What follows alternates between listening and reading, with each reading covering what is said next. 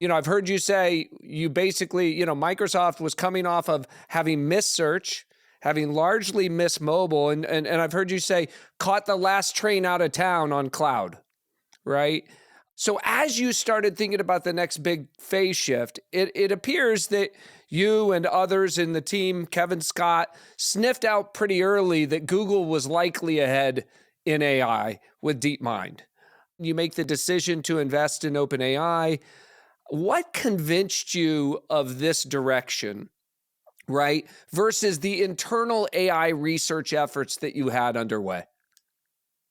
Yeah, it's a great point because there are a couple of things there, right? One is we were at it on AI for a long, long time. Obviously, when Bill started MSR in 1995, I think, the first group, he was always into this natural user interface. I think the first group was speech.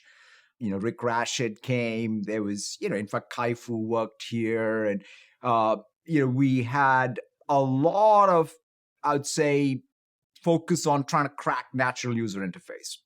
Language was always something that we cared about, right? In fact, even Hinton worked, like some of the early work in DNNs happened when he was in residency in MSR, and then Google hired him. So we missed, I would say, even in the early 2010s, some of what could have been doubling down around the same time that Google doubled down and bought even DeepMind, right? And so that actually bothered me quite a bit.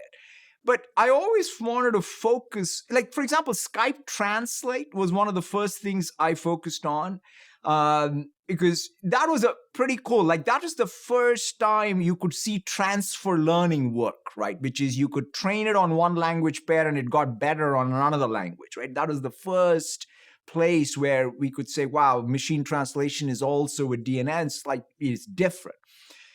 And so ever since I've been obsessed with language, and along with Kevin, in fact, the first time, actually Elon and Sam, they were looking for obviously Azure credits and what have you. And we gave them some credits. And that time they were more into RL and Dota 2 and what have you. And that was interesting.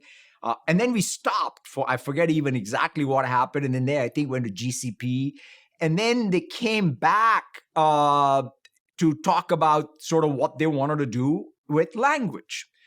That was the moment, right, which they talked about transformers and natural language. And because I always felt like, look, because that's, to me, our core business. And it goes back a little bit to how I think, which is what's our structural position? I knew always that if there was a way to have a nonlinear breakthrough in terms of some model architecture that sort of exhibited like one of the things that Bill, you'd always say throughout our career here was there's only one category in digital. It's called information management. The way he thought about it was you schematize the world, right? Take people, places, things, just build a schema, right? We went down many ways. There was this very infamous project called WinFS at Microsoft, which was all about schematize everything. And then, you'll make sense of all information.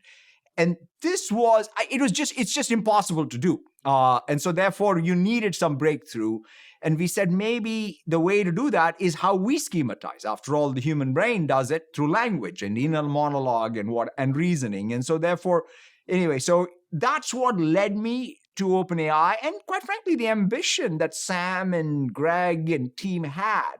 And that was the other thing, right? Scaling laws. In fact, I think the first memo, weirdly enough, I read on scaling was written by Dario when he was at OpenAI and Ilya. And that's sort of what, like I said, let's take a bet on this, right? Which is, hey, wow, if this is going to have exponential performance, why not go all in and give it a real shot? And then, of course, once we started seeing it work on GitHub, Copilot, and so on, then it was pretty easy to double down.